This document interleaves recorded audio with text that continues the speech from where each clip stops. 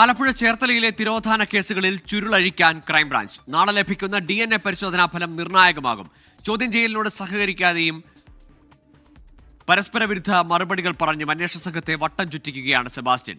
സെബാസ്റ്റ്യന്റെ ഭാര്യയെ ചോദ്യം ചെയ്യാനുള്ള നീക്കത്തിലാണ് അന്വേഷണ സംഘം. കോട്ടയത്തെ ജൈനമ്മ കൊലപാതക കേസിൽ 7 ദിവസത്തെ കസ്റ്റഡിയിലാണ് സെബാസ്റ്റ്യൻ. കസ്റ്റഡി കാലാവധി അവസാനിക്കാൻ ഇനി 2 ദിവസം മാത്രം. സെബാസ്റ്റ്യന്റെ പള്ളിപ്പുറത്തെ വീട്ടിൽ ഇന്നലെയും കഴിഞ്ഞ മാസം 27-നും നടത്തിയ തെരച്ചിലിൽ അസ്ഥിഭാഗങ്ങൾ മാത്രമാണ് കണ്ടെത്തിയത്. നാളെ വരാനിരിക്കുന്ന DNA ഫലം അന്വേഷണത്തിൽ നിർണായകമാകും. ഒപ്പം പ്രദേശത്ത് നിന്ന് ശേഖരിച്ച മണ്ണിന്റെയും ജലത്തിന്റെയും പരിശോധനാഫലം കൂടി വരാനുണ്ട്. അതിൽ നമ്മുടെ ക്രൈംബ്രാഞ്ച് അന്വേഷിക്കുകയും ചെയ്യുന്നുണ്ട്.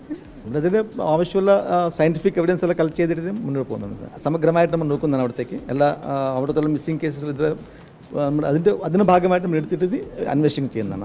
ഇന്നലെ തലങ്ങും വിലങ്ങും ചോദ്യം ചെയ്തിട്ടും സെബാസ്റ്റ്യൻ ഒന്നും വിട്ടുപറഞ്ഞിട്ടില്ല. ചോദ്യങ്ങൾക്ക് മൗനവും ചിരിയും മറുപടി. ഇന്ന് കോട്ടയം ക്രൈംബ്രാഞ്ച് ഓഫീസിൽ സെബാസ്റ്റ്യനെ ചോദ്യം ചെയ്തപ്പോഴും മാറ്റമില്ല. വിദഗ്ധരുടെ നേതൃത്വത്തിൽ ശാസ്ത്രീയമായി ചോദ്യം ചെയ്യാനാണ് ക്രൈംബ്രാഞ്ച് നീക്കം. ഇതിനു മുന്നോടിയായി സെബാസ്റ്റ്യന്റെ ഭാര്യയുടെ മൊഴി രേഖപ്പെടുത്തും. ഇതിനുശേഷം ഇരുവരെയും ഒന്നിച്ചിരുത്തി ചോദ്യം ചെയ്തേക്കും. 2024-ൽ കാണാതായ ജൈനമ്മ കേസിൽ മാത്രമാണ് സെബാസ്റ്റ്യനെതിരെ ശക്തമായ തെളിവുള്ളൂ. എന്നാൽ മൃതദേഹം എവിടെയെന്ന ചോദ്യം ബാക്കി. കൂടുതൽ ശാസ്ത്രീയ തെളിവുകൾ ശേഖരിച്ച ശേഷം ബിന്ദു, ഐഷ തിരോധാന കേസുകളിലും സെബാസ്റ്റ്യനെ കസ്റ്റഡിയിൽ വാങ്ങാനാണ് നീക്കം. 24 ആലപ്പുഴ.